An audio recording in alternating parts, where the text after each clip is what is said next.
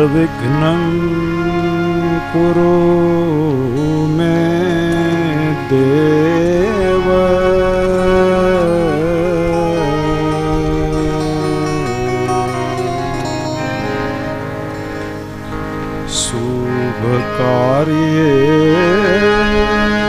शुभकार्येषु सर्वदा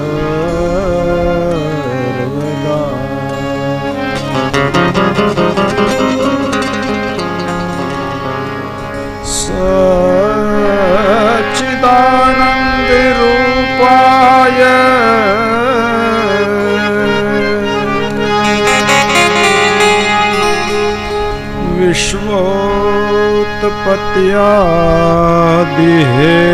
विश्वोत्पत्त्यादिहेतवे तापत्रय विनाशाय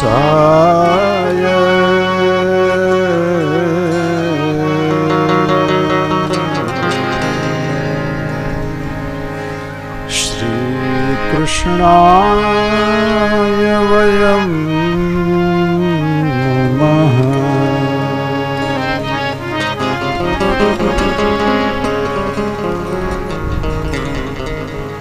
वासनात् वासुदेवस्य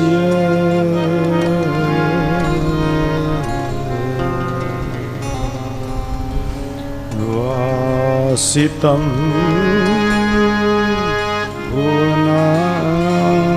भुवनत्रयम्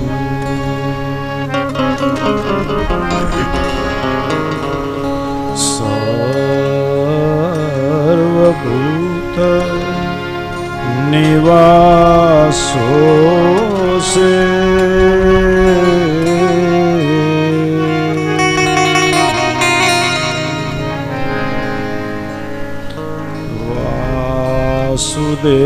वासुदेव नमोऽस्तुते।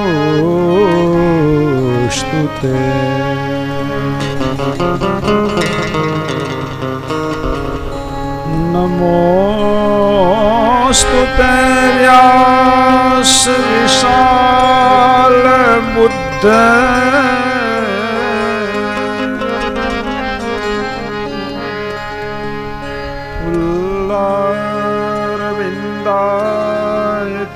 फुल्लारविन्दायतपत्र नेत्रः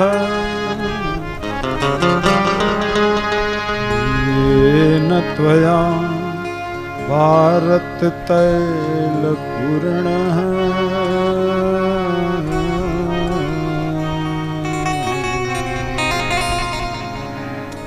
प्रज्वालितो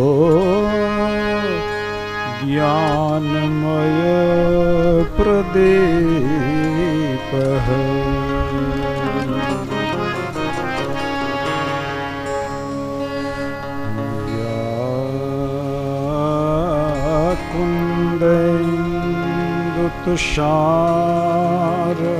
तुषारहार धवला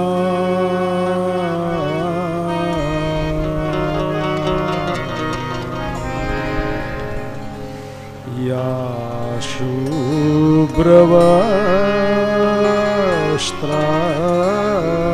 शुभ्रवस्त्रावृता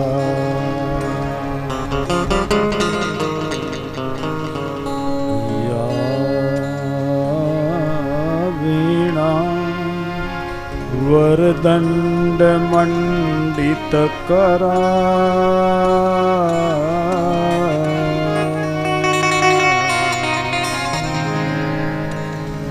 या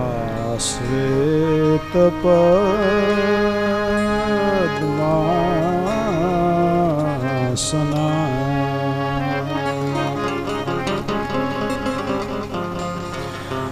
या शंकर प्रभृतिभिः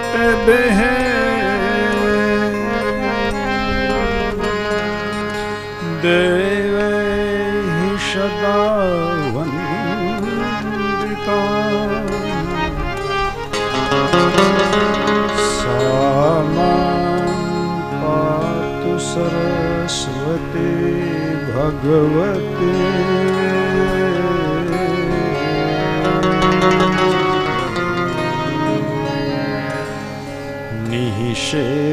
जा व्याप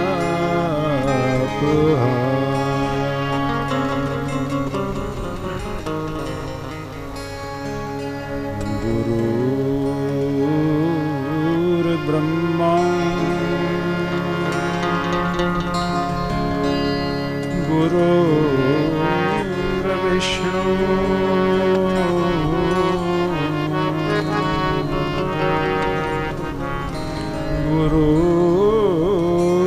गुरुर्देवो महेश्वर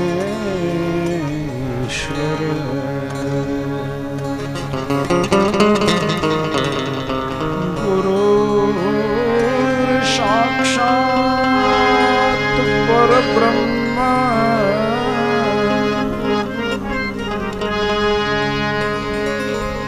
तस्मै श्री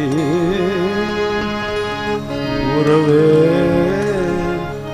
नमः।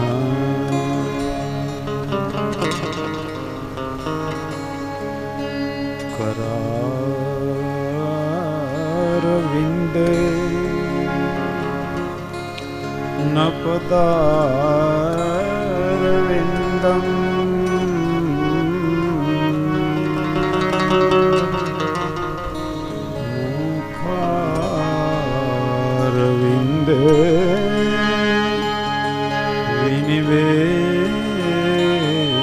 विनिवेशयन्तम्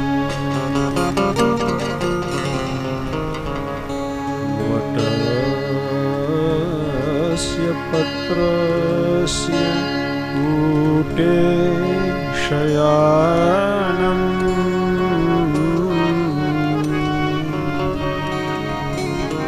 बालं मुकुन्दम् मनसा स्मरामि।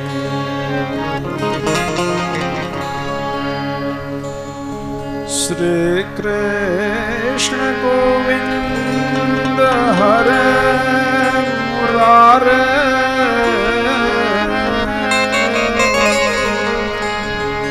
हे नाथ नारायण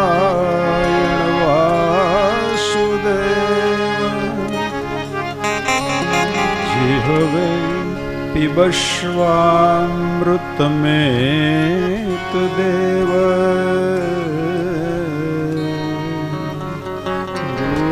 गोविन्द दामोदर माधवेति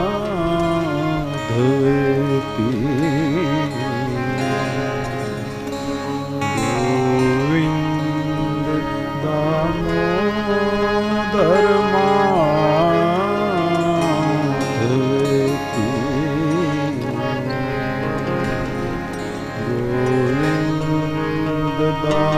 दामोदर माधवेति।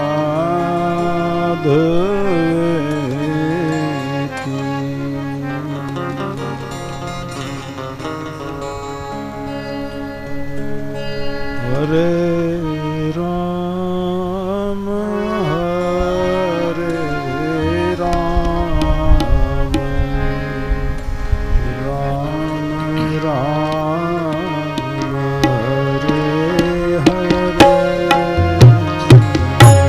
हरे राम राम राम हरे हरे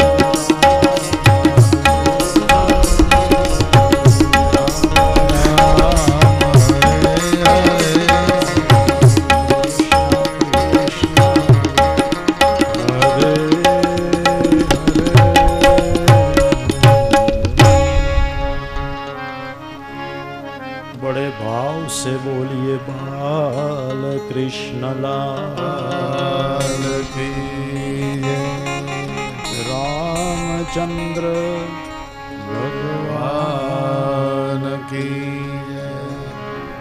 भागवत भगवान की कुलदेवी मात की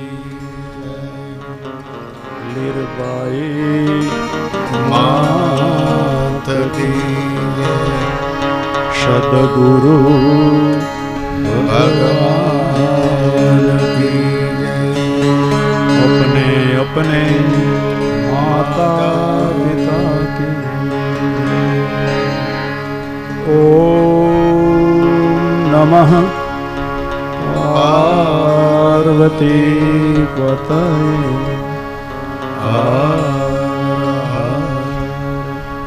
महादेव।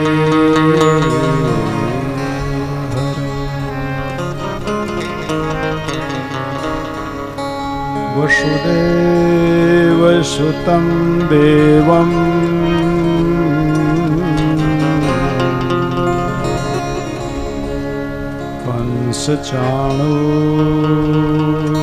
कंसचाणूरमर्दनं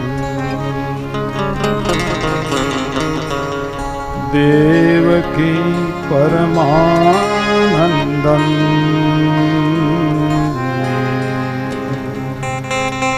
कृष्णं वन्दे जगद्गुरु।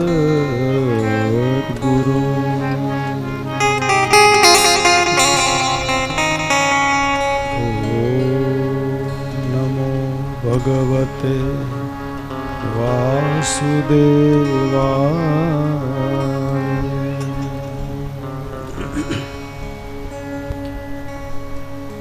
भगवान श्री हरिनी परम कृपाथी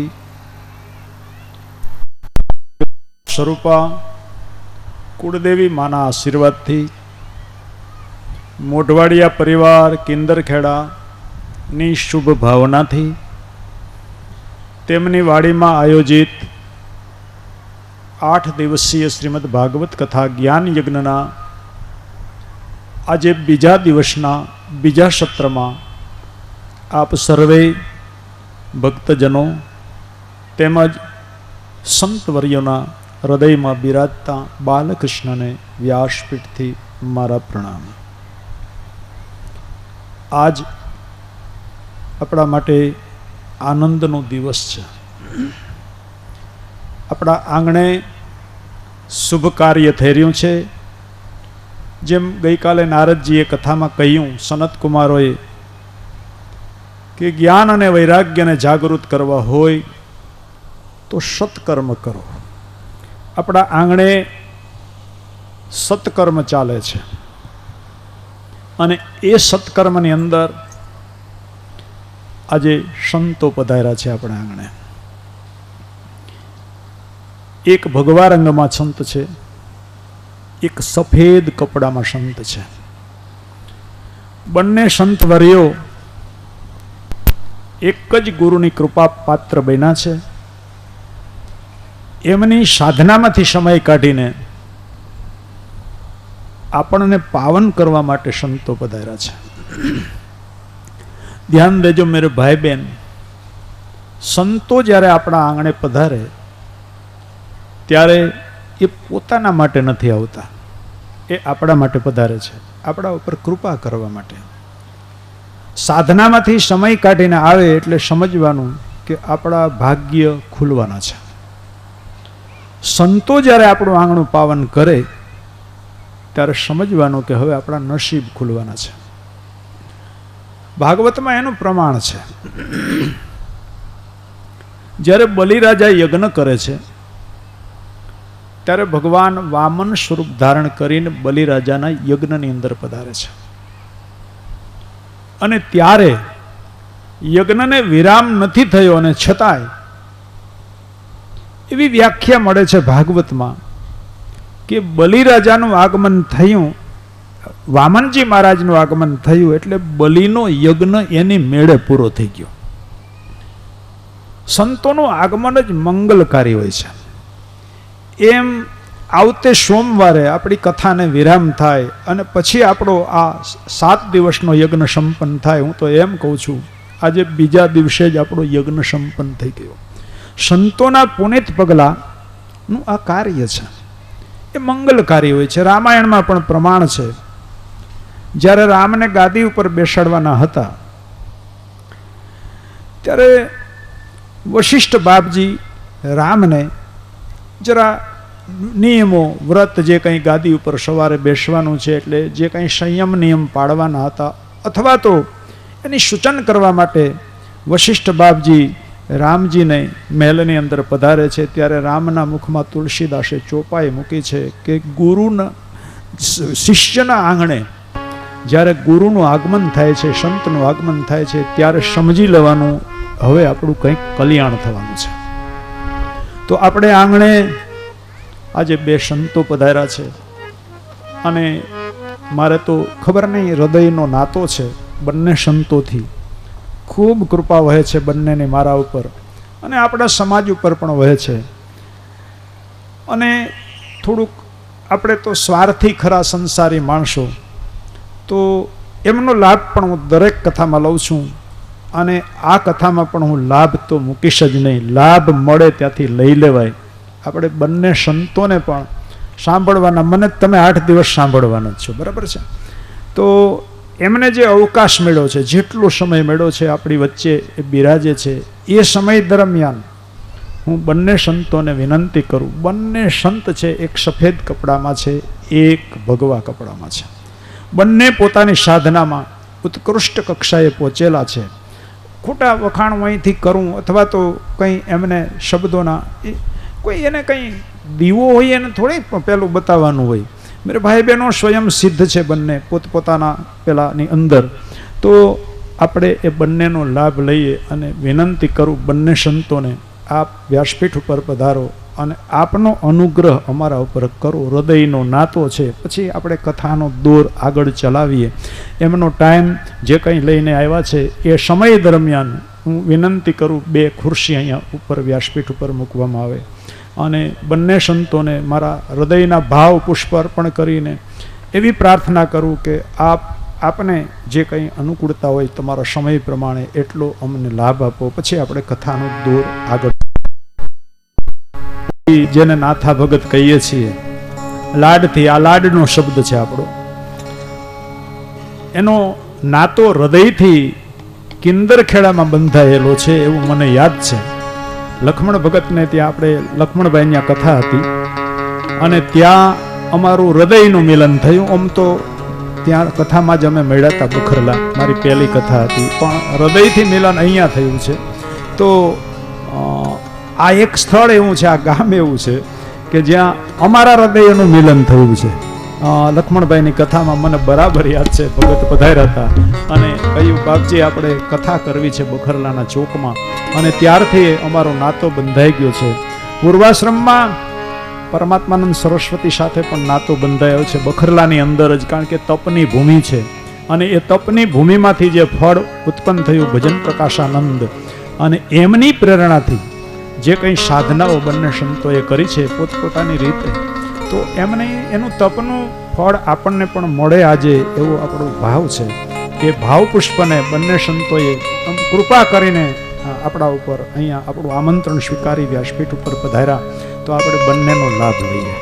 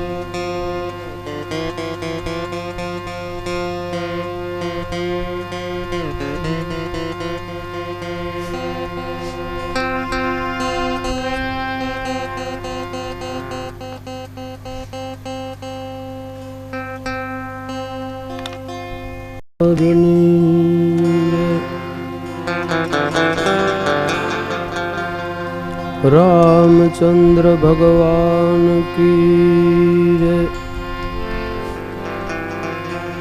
पवन सुत हनुमान की जय।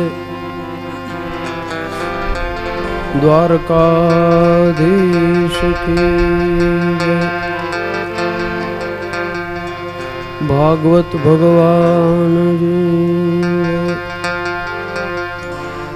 सब संतन की जय। सब भक्तन की जय। सत्य सनातन धर्म की जय। ओम नमः पार्वती पति हर हर महादेव।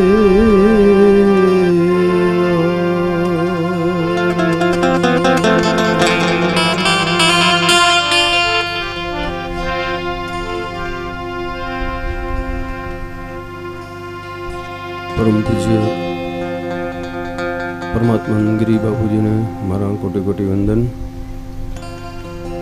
व्यासपीठ पर बिराजेला दिलीपभाई शास्त्री परम स्नेही ब्रह्मनिष्ठ एवा बापा ने मारा वंदन। भक्तों ने वंदन, माताओं ने वंदन। दिलीपभाई नो खूब खूब भाव प्रेम हृदयनो घणा वर्षोथी एक एवो स्नेह छे। तो अवारनवार हूँ भागवत सप्ताह जेमा 7 दिवसनी छे एम आपणे भजन भागवत करीए।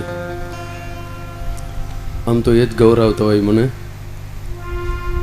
एटले लोहीना लाखाने टूंक सार जे भागवत नो उपदेश करे एक भजन करिए आपणे। बापूनो लाभ लेવાનો છે।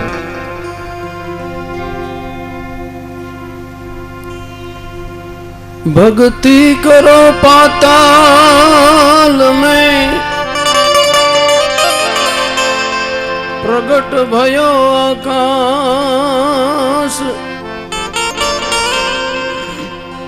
दाबी दुबी न रहे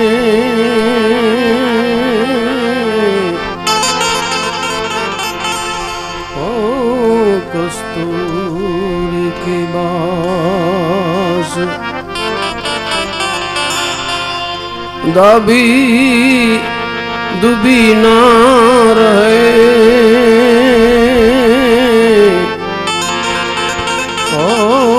कस्तूरी के वास।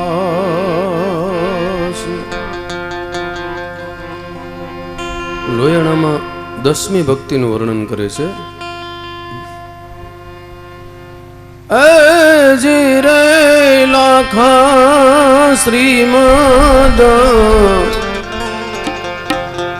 ભાગવતમાં એમાં લખ્યું છે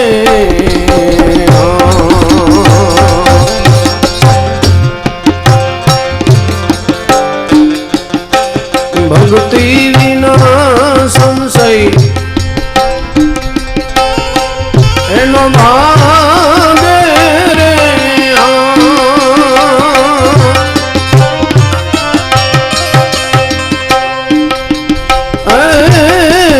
रे लाखा 10મી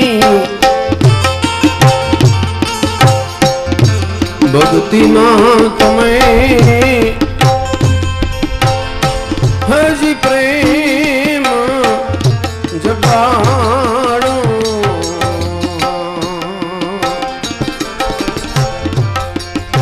सुरता शून्य हर लागे रे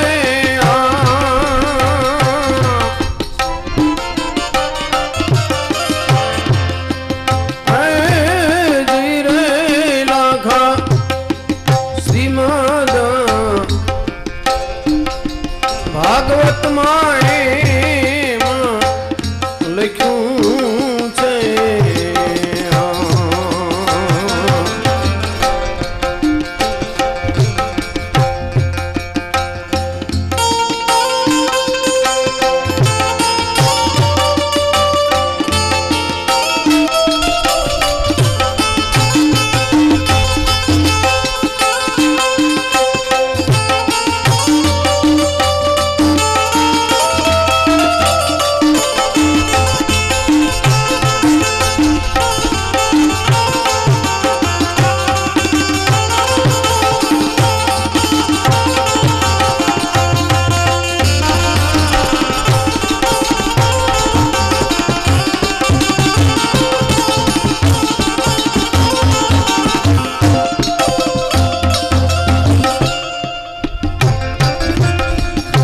પરમાત્મામાં જ્યારે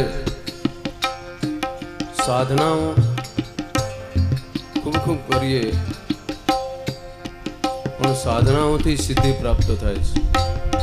સાધનાઓ કરી કરીને સાધક થાકી જાય પછી એની અંદર જ્યારે પ્રેમ પ્રગટ થાય, શુદ્ધ પ્રેમ,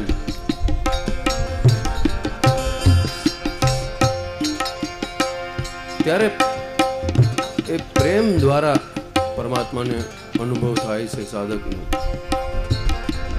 અહીંયા 10મી ભક્તિમાં પ્રેમ જગાડવાની વાત કરી છે. 9ધા ભક્તિ એ સગુણ ભક્તિ છે. 10મી ભક્તિ પછી સગુણ પરમાત્માનો અનુભવ લઈ અને નિર્ગુણમાં જવાની વાત છે. 10મી ભક્તિની વાત કરે છે કે 10મી ભક્તિમાં પ્રેમ જગાડો ત્યારે સુરતા શૂન્યમાં લાગે, નિર્વિચાર સ્થિતિ, નિરાશીપદ, મન કાંઈ પણ ઈચ્છા નથી કરતું, સારા કે નિર્સારા કોઈ. રે લાખા કપિલ મુનિએ દેવહૂતિને અભિયાસ કરાયો,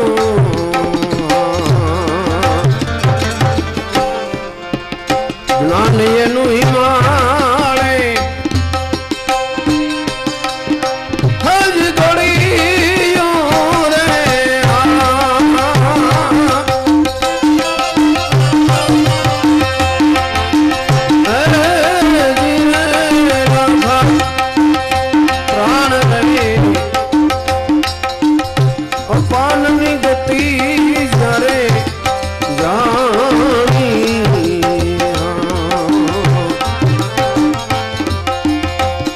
મન ત્યારે બ્રહ્મમાં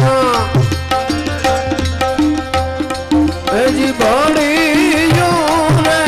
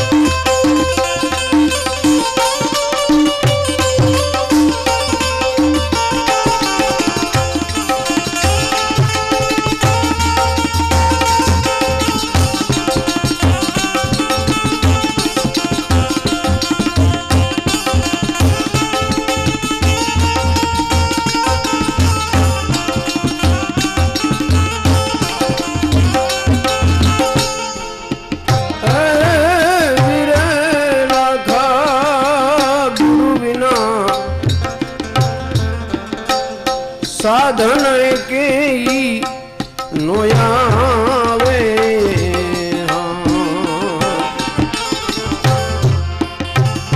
ભલે ને ભણી ભણી હજી ભટકે રે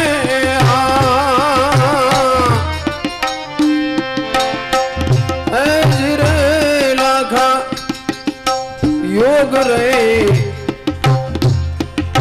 जुगती नो भेद गुरु बिना कोई न जाने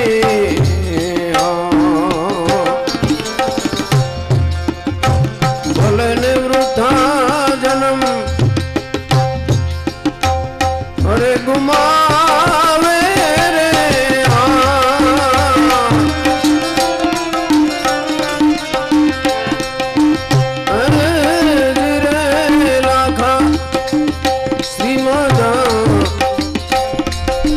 भागवत लख्યું છે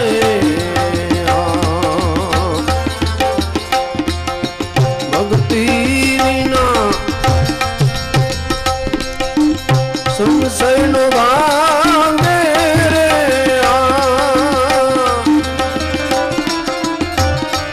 હજી રે લાખા દસમી ભક્તિમાં પ્રેમ જગાડો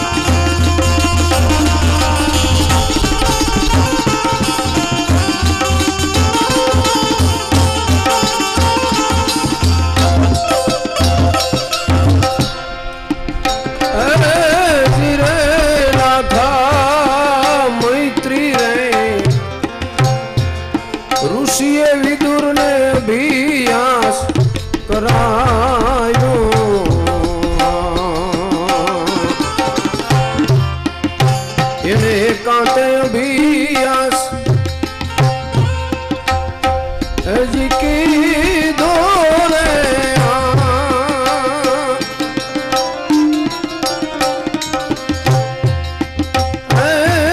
જીરે લાખા શ્વાસ રે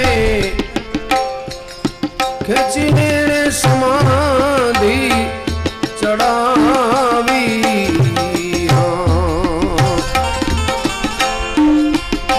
લક્ષ અલક્ષનો લીધો રે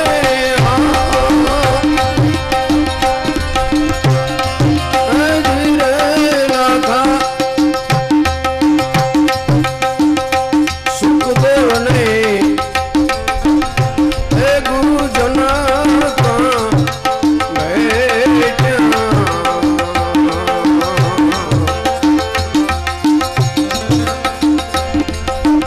પરિપૂર્ણ બોધયને અર્પિતો રે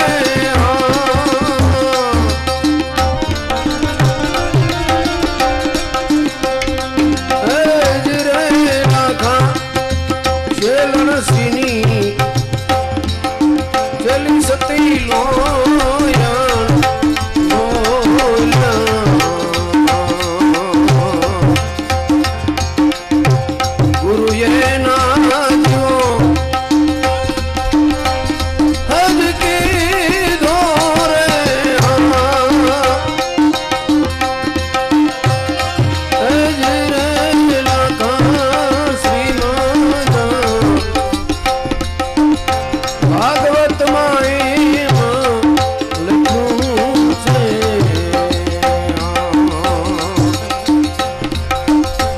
ભક્તિ વિના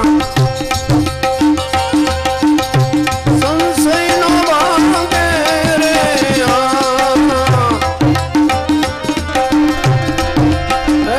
રે લાખા દસમી ભક્તિમાં પ્રેમ જગાડો હજ પ્રેમ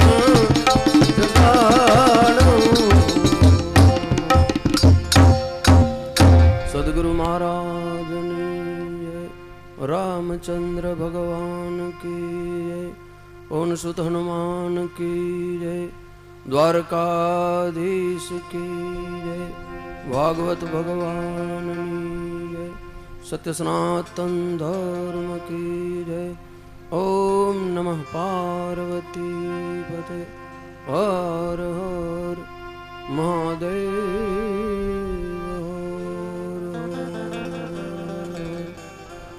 धर्म का जय हो अधर्म का नाश हो प्राणियों में सद्भावना हो विश्व का कल्याण हो विश्व का कल्याण हो विश्व का कल्याण हो ओम ओम ओम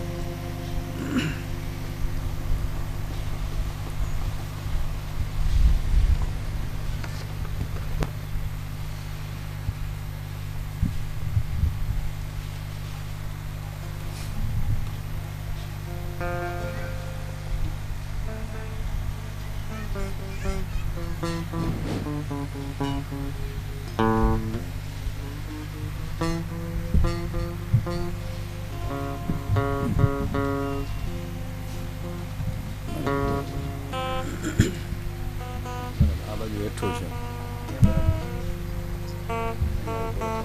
બરાબર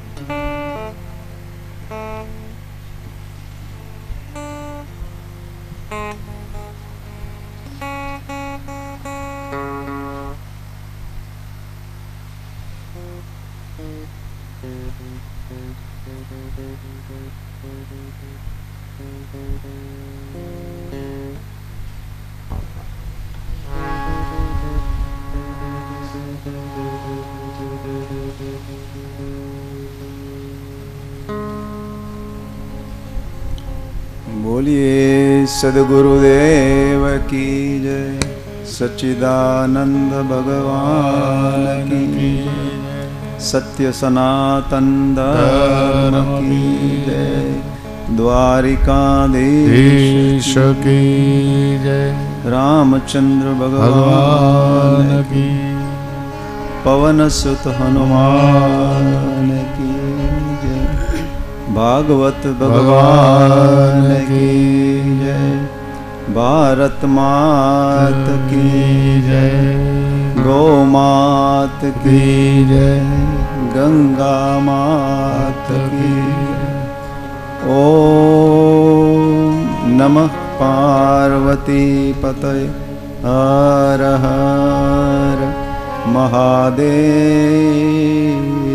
हर।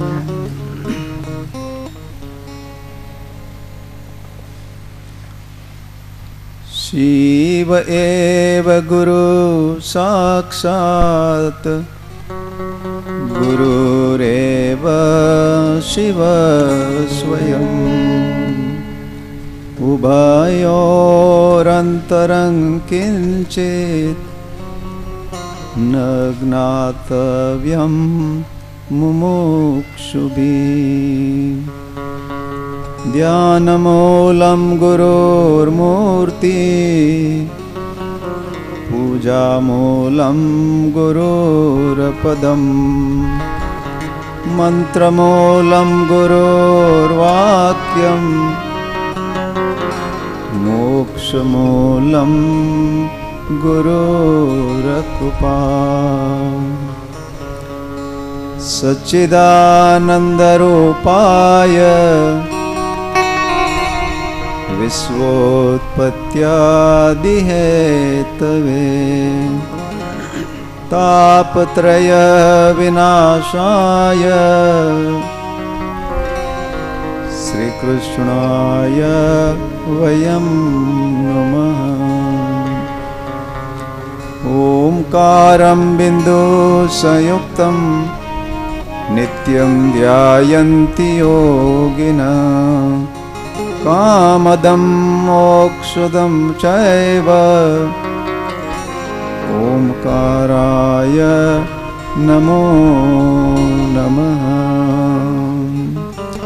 ईश्वरो गुरुरात्मेति मूर्तिभेदविभागिने, व्योमवद्व्याप्तदेहाय दक्षिणामूर्तये नमः, दक्षिणामूर्तये नमः। ओम शांति शांति शांति।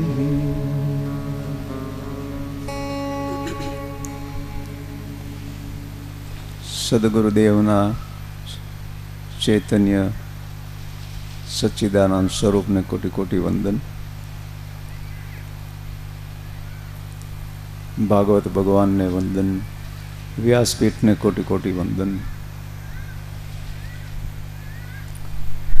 परम पूज्य नाथा भगत ने खूब आदरपूर्वक नरम। आप सर्वे भागवत भगवान ना प्रेमी सर्वे भक्तों ने खूब खूब वंदन। सर्वे ब्रह्म देवताओं विराजमान से सौने वंदन।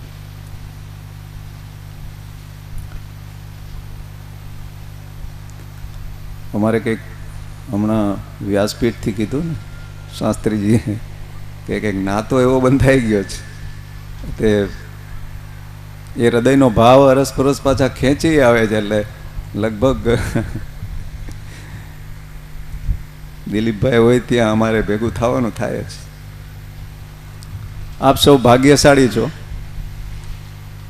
કે વ્યાસપીઠના એવા અધિકારી અહીંયા વક્તા મળ્યા છે આપ સૌને।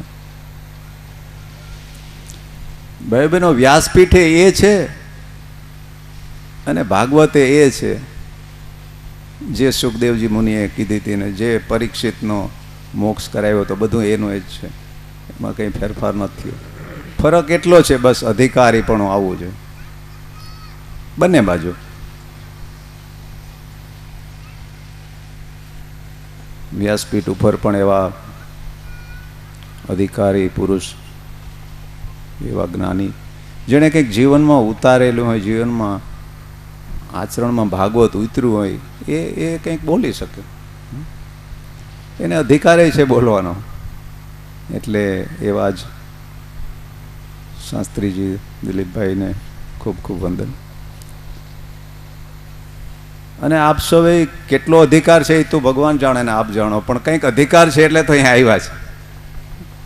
અધિકાર વિના તો અહીંયા આવવાતું નથી.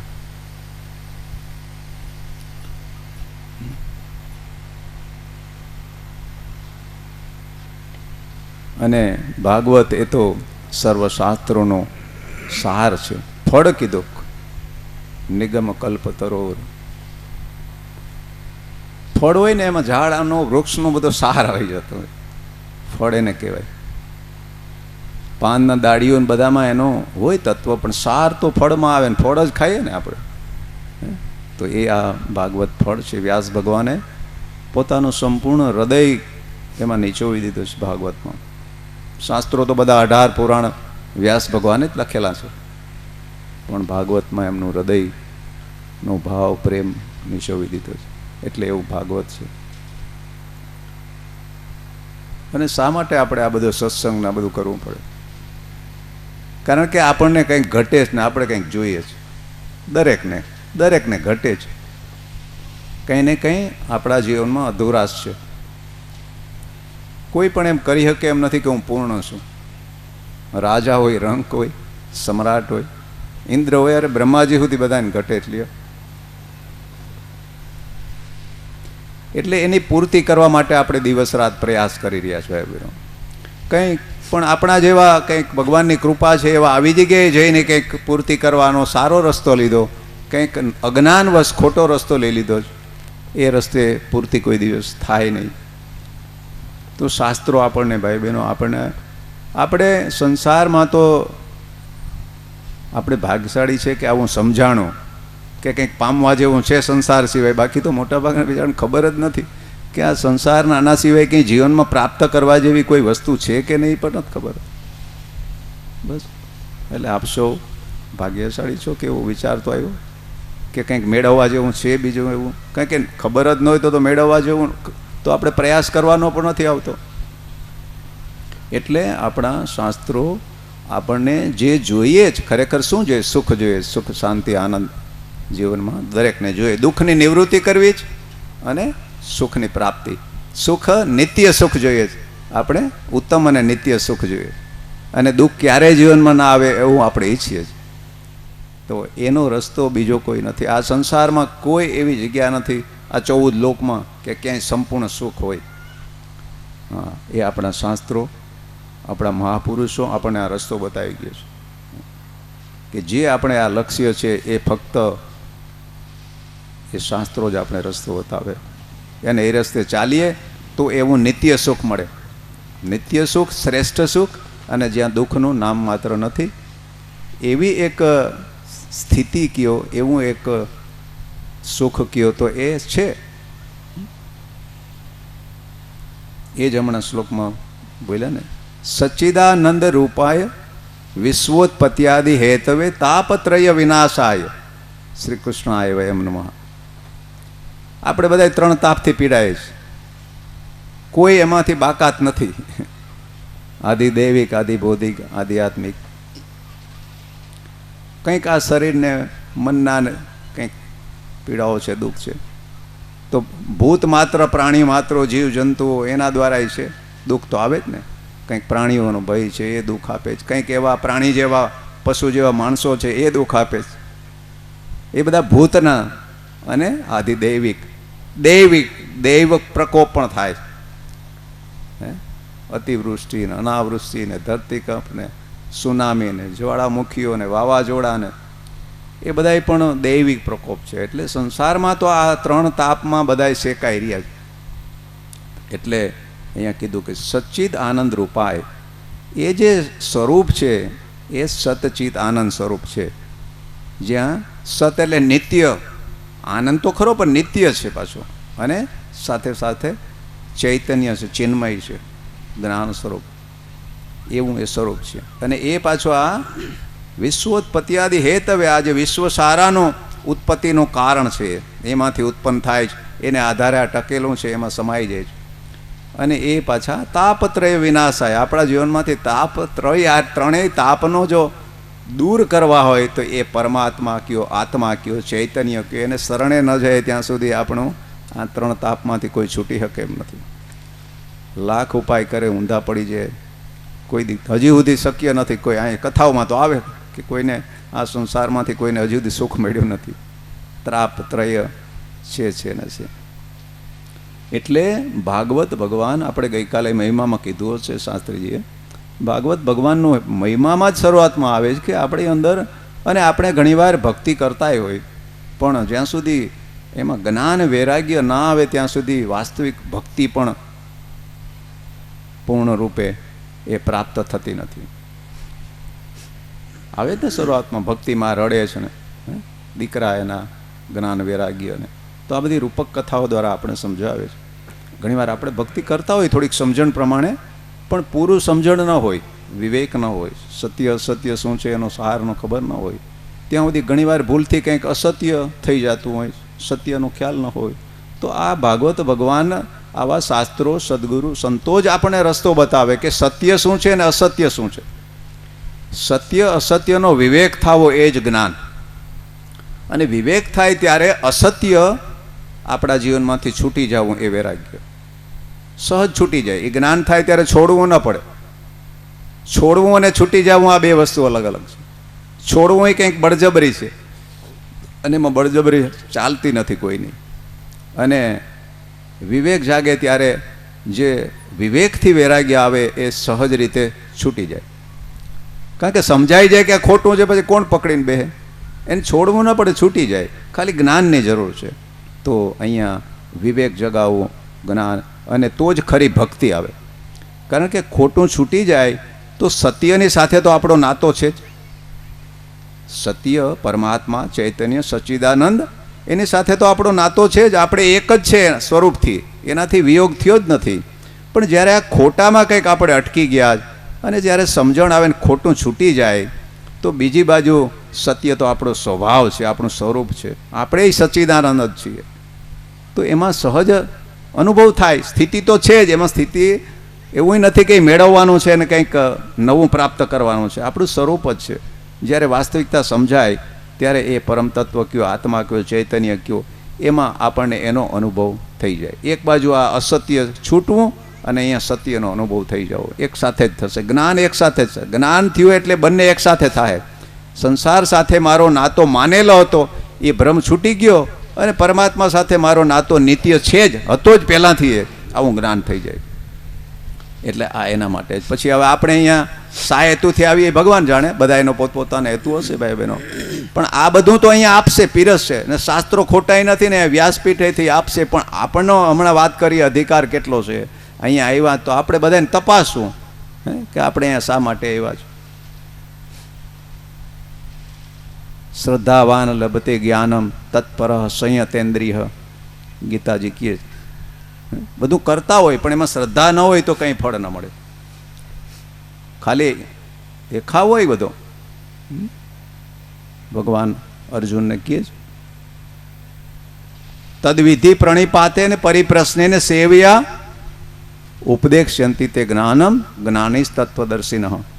એવા કોઈ તત્વજ્ઞાની અને શાસ્ત્રના જાણકાર એવા કોઈ મહાપુરુષ પાસે જાજે. અહીંયા વિધિપૂર્વક જાજે. તું વિધિ આપણે તો ખ્યાલ નથી. અહીંયા કોઈક મહાપુરુષ પાસે જાઉં તો કેમ જાઉં? વિધિ બતાવે કે જાય, દંડવત કરો, ત્યાં રહ્યો, સેવા કરો, પછી અજ્ઞાની થઈને કંઈક પ્રશ્ન કરો. જ્યારે શાંતિથી કંઈક સમય એવો અનુકૂળ હોય ત્યારે પ્રશ્ન કરો, તો એ જ્ઞાન આપશે એમ કીધું. પછી એ જ ઉપલક્ષ્યમાં પાછળથી કીધું કે એ બધું કરવા છતાંય ધારો કે એમાં શ્રદ્ધા ન હોય, ત્યાં જઈએ, દંડવતે કરીએ, સેવાય કદાચ કરીએ, અંદર ભાવ કેવો હોય તો બીજી વાત છે. પણ અને એ ઉપદેશે આપે, પણ હવે આપણને એમાં શ્રદ્ધા જ નથી. કારણ કે એક તો આપણું સ્વાભાવિક આપણો તર્ક પ્રધાન સ્વભાવ હોય ને આજના સમયમાં તર્ક પ્રધાન વધારે વાતાવરણ છે. આપણે બુદ્ધિને જ વધારે મહત્વ આપીએ. કારણ ભૌતિક વાત તરફ વળ્યા એટલે ભણતર, આજનું ભણતર એ જ સમજાવે બુદ્ધિથી બધું કરો. બહારની ખોજ તો બુદ્ધિથી ને કદાચ થાય, પણ આંતરિક ખોજમાં બુદ્ધિની મર્યાદા છે. ત્યાં બુદ્ધિ પહોંચતી નથી, મન પહોંચતું નથી, ઇન્દ્રિયો પહોંચતી નથી. એટલે આવું છે. શ્રદ્ધા, અહીંયા વાત એ જ આવે. શ્રદ્ધા એટલે માનવું. શ્રદ્ધા હંમેશા મનથી થાય. માનવું એ શ્રદ્ધા. તો માનવાનું શું છે? તો કે જે અહીંયા જે વચન કહી રહ્યા છે વાણી, એમાં તર્ક ન કરીએ બહુ, કારણ કે બુદ્ધિની મર્યાદા છે, એ તત્વને જાણી ન થકતી, એટલે એ તો હંમેશા પ્રશ્ન જ કર્યા કરશે. પ્રશ્નની મર્યાદા હોય પ્રશ્ન, પણ પછી તર્કનો દાસ ન થવું. કબીરજીની એક સાખી છે, સદગુરુ ઉનકા ક્યાં કરે જો હે તર્ક કા દાસ, બંધ દ્વાર મેં કેસે પડે સૂર્ય કા પ્રકાશ. આપણે તર્કના દાસ ન થવું, કંઈક આગળ વધીએ, પ્રશ્ન કરીએ પણ પછી જેટલું સમજાણું એટલું કંઈક આચરણમાં મૂકીને આગળ વધીએ તો પ્રશ્નનું સમાધાન મળશે. પણ આપણે પ્રશ્ન કરીને બધું જાણી લેવું, આ આજનો સમયની બધાની આ મર્યાદા છે. પ્રશ્નથી બધાનું જાણી લેવું, પ્રશ્નથી જણાશે નહીં. એટલે અહીંયા જે કંઈ પીરસાય એમાં થોડી શ્રદ્ધાભાવ રાખશું. અહીંયા આવ્યા તો આપણું મન અહીંયા હશે, એકાગ્રતા હશે, શ્રદ્ધા હશે, સંયતેન્દ્રિય એટલે આપણી ઇન્દ્રિયો પર સંયમ હોય. આપણે અહીંયા બેઠા અને મન ક્યાંનું ક્યાં ભટકતું હોય, અહીંયા શું બોલે આપણે ખબર ન હોય, અને કંઈક ખબર પડી તો પાછી શ્રદ્ધા ન હોય કે એવું થોડું હોય, આપણે માનીએ નહીં, સ્વીકારીએ નહીં, તો એનો લાભ નથી મળતો. ખામી આપણે આપણા પક્ષ તરફ થોડી વધારે છે. તો ભાઈઓ બહેનો, આપણે જો ખરા હૃદયથી જો એવી જિજ્ઞાસા લઈને આવ્યા, જીવનમાંથી છૂટવું હોય એવું કંઈક હોય, તો એવો ભાવ, એવી શ્રદ્ધા, એવી તત્પરતા, એ બધું આવશે તો આપણને જ્ઞાન થાય. જ્ઞાનના અભાવે, અજ્ઞાનથી જ આપણે દુઃખી છે. આપણા દુઃખના કારણ બીજું કંઈ નથી, અજ્ઞાન. એક એક વસ્તુ અજ્ઞાન. અજ્ઞાન શું? તો કે સત્યના ખબર નથી, એટલે અસત્ય સત્યને બેયને નથી જાણતા, એટલે ભૂલથી અસત્યને સત્ય માની અને એની પાછળ દોડીએ જ, અને અસત્યમાંથી કોઈ દી સુખ મળે નહીં. સચ્ચિદાનંદ હમણાં કીધું ને, એ આનંદ સતરૂપ, ચૈતન્યરૂપ, જ્ઞાનરૂપ, આનંદરૂપ એ પરમાત્મા છે, આત્મા છે. આપણું સ્વરૂપ એ જ છે, પણ આપણને ખ્યાલ નથી. કોઈ સદગુરુ મળી જાય તો ઓળખાવી દે. 10મી ભક્તિ હમણાં નાથા ભગતે કીધું, એ જાગી જાય. 9 પ્રકારની ભક્તિ તો આપણે બધા જાણીએ જ. આ કીર્તન ભક્તિ છે. અહીંયાથી કીર્તન ભક્તિના આચાર્ય સુખદેવજી મહારાજ હતા. તો મહારાજ શ્રી એ જે કીર્તન કરી રહ્યા, ગુણગાન ગાવી રહ્યા પ્રભુના, આપણે શ્રવણ કરી રહ્યા. આપણી ભક્તિ શ્રવણ ભક્તિ છે, સ્મરણ ભક્તિ. જે કંઈ નામનો જાપ કર્યા તે પછી પાદ સેવન, અર્ચન, વંદન, દાસ્ય ભાવ, સખ્ય ભાવ, પણ છેલ્લે આત્મનિવેદન છે એ સંપૂર્ણ શરણાગતિ છે પરમાત્માની. એ 10મી ભક્તિની હમણાં ભગતે વાત કરી. 9 પ્રકારની ભક્તિ એ 9ધી ભક્તિ, એ સગુણ સાકારની ઉપાસના. એમાં દ્વૈત્રીય છે થોડું, ભક્ત અને ભગવાન એમ દ્વૈત્રીય છે. જ્યારે સંપૂર્ણ શરણાગતિ થઈ જાય ત્યારે પછી જો સંપૂર્ણ શરણ થઈ ગયા તો હવે હું ને ભગવાન ક્યાં અલગ રહ્યા. એ 10મી ભક્તિ એને પરાભક્તિ કીધી છે. આ નીચેની અપરાભક્તિ છે 9 પ્રકારની, એટલે થોડી નીચેની, કેમ કે ત્યાં દ્વૈત્રીય છે. અને જ્યાં સુધી દ્વૈત છે ત્યાં સુધી શંકાનું સમાધાન, કોઈ દી પ્રશ્નનું સમાધાન થશે નહીં. એ અદ્વૈત છે. છેલ્લી 10મી ભક્તિ શુદ્ધ પ્રેમ કે જે કંઈ કહીએ એ પરમ તત્વ, એ શુદ્ધ રૂપ છે. એટલે ત્યાં જ્ઞાન માર્ગ અને ભક્તિ માર્ગ બંને એક થઈ જાય. 10મી ભક્તિ એ જ્ઞાન માર્ગ અને ભક્તિ, ત્યાં પછી કોઈ ભેદ નથી. નિરાકારમાં તો ક્યાં બે હોય? આકારને લીધે, નામરૂપને લીધે બે દેખાય છે, ભેદ દેખાય છે, દ્વૈત છે. નિરાકાર તત્વ નિર્ગુણ છે એ એક જ હોય. નિર્ગુણ નિરાકાર હોય એ હંમેશા એક હોય. એટલે ત્યાં આપણે પરમાત્મા સાથે એક થઈ જાય. વાસ્તવિક રીતે એક છે જ, પણ ત્યારે અનુભવ થાય કે હું પરમાત્મા સાથે એક છું. ક્યારેય હું વિયોગ એનો થયો નહોતો, ભગવાનથી હું અલગ છું નહીં, ભગવાન અલગ કરી શકે નહીં, એવું આપણને જ્ઞાન થાય ભાઈ બહેન. એટલે આ અંતિમ પરિણામ છે. અને ત્યારે આપણા બધા સમાધિ એટલે કે બધા સમાધાન થઈ જાય. પૂર્ણ આપણે પોતે જ પરિપૂર્ણ છે એવો અનુભવ થઈ જાય તો પછી આ દોડવાનું બંધ થઈ જાય. બહાર જે સુખ માટે ભટકીએ બંધ થઈ જાય. પરિપૂર્ણ તૃપ્ત એવો અનુભવ થાય ભાઈ બહેન. એટલે લક્ષ્ય તો આ છે. પણ આપણે ધારો કે કંઈક હજી એ ન જોઈતું હોય, સંસારના સુખ જોઈતા હશે તો પણ એ રસ્તો અહીંયાથી બતાવશે. જેવા તેવા સંસારના સુખ એ જોતા હશે તો આપણું કર્મ સુધારવું પડશે, આપણું જીવન આ બધું બદલાવવું પડશે. તો એ પણ સંસારનું જેવું તેવું ભલે નાશવંત હોય તો નાશવંત, પણ એ સુખે આપણે તો હજી પરમાત્માની જિજ્ઞાસા ન જાગી હોય તો જે સંસારનું સુખ ભોગવવા હશે તો એ ભોગવવા માટેના રસ્તા શાસ્ત્રો બતાવશે, વ્યાસપીઠ બતાવશે કે એને માટે અનુરૂપ કર્મ કરવા પડશે. મન, વાણી, શરીરથી આપણે શું કરીએ એ અહીંયા શીખવાડશે. સત્ય શું છે, ધર્મ શું છે, અધર્મ, પાપ પુણ્ય શું છે, એ વિવેક નહીં આવે ત્યાં સુધી તો આપણે પાપ કર્મ થતા રહેશે, અધર્મનું આચરણ કરતા રહેશું અને સુખની અપેક્ષા રાખશું તો એ કોઈ દિવસ જીવનમાં પૂરી નહીં થાય ભાઈ બહેન. એટલે કંઈ નહીં તો અહીંયા આવ્યા જ અઠવાડિયું તો આપણા જીવન કંઈક બદલાય એવું કંઈક વિચારજો, એવો કંઈક હિસાબ કરજો કે આ અઠવાડિયામાં હું કંઈક ફેર પડ્યો, કંઈક ગ્રહણ થયું, કંઈક આચરણમાં આવ્યું, કંઈક ઉતર્યું. આપણું જીવન ન બદલાય તો ભાઈ બહેન અહીંયા આવ્યા ને શું કામનું? આટલા ખર્ચા પરિવારને બહુ ધન્યવાદ લાખાભાઈને, મોઢવાડિયા પરિવાર કે આવું આયોજન કર્યું. ને આપણે લાભ ન લઈ ગયા તો ઘર આંગણે બધું તૈયાર મળ્યું ને આપણે લાભ ન લઈ શકીએ એના જેવી વાત છે. એટલે જીવન બદલાય એવું વિચારજો, કંઈક અહીંથી લઈને જાજો, આપણી વાણી બદલાય, મધુર થાય, સત્ય બોલીએ કે પ્રિય બોલીએ, મન બદલાય, મળીને વિચારો, સતત અંદર શું હાલે જોઈએ, અંદર તો ખબર પડે શું હાલે છે બધું એ તરફ. આપણા આચરણ બદલાય, આપણા કર્મ બદલાય. દી આખો કેટલાને દુઃખ આપીએ, આ વાણીઓના પબેડા મારીને કેટલાકને પીડા આપીએ છીએ. એ હિસાબ તો કરતા નથી, આ બીજા હિસાબ ખોટા કર્યા કરીને કરવાનો છે એ કરતા નથી. અને એ પાપ પુણ્યની મૂડી છે ને ભેગી આવે ને એ લઈ જાય અધોગતિમાં, અને જ્યાં જાહું ત્યાં દુઃખ આપશે. એટલે કંઈ નહીં તો એટલું તો સુધારજો, કંઈક આપણા દુર્ગુણ થોડાક ઓછા થાય. અને દુર્ગુણ શું છે એ વ્યાસપીઠ જ આપણને બતાવશે, શાસ્ત્ર જ એના પ્રમાણ છે કે સત્ય અસત્ય શું છે. આપણે તો માની લઈએ કે હું કરું એ બધું બરાબર કરું, હું બરાબર છું, પણ હું બરાબર છું કે નહીં એ શાસ્ત્ર બતાવશે. એને અનુરૂપ જો આપણું જીવન હોય તો માનવાનું કે આપણે બરાબર છે, નહીંતર અહીંયા બધું થાય એમાં જોવાનું કે આપણામાં આમાંનું કેટલુંક છે, કેટલુંક કાઢવા જવું છે, કેટલુંક મેળવવા જવું છે, ઘટે જ એ બધું અહીંયા ખ્યાલ આવશે.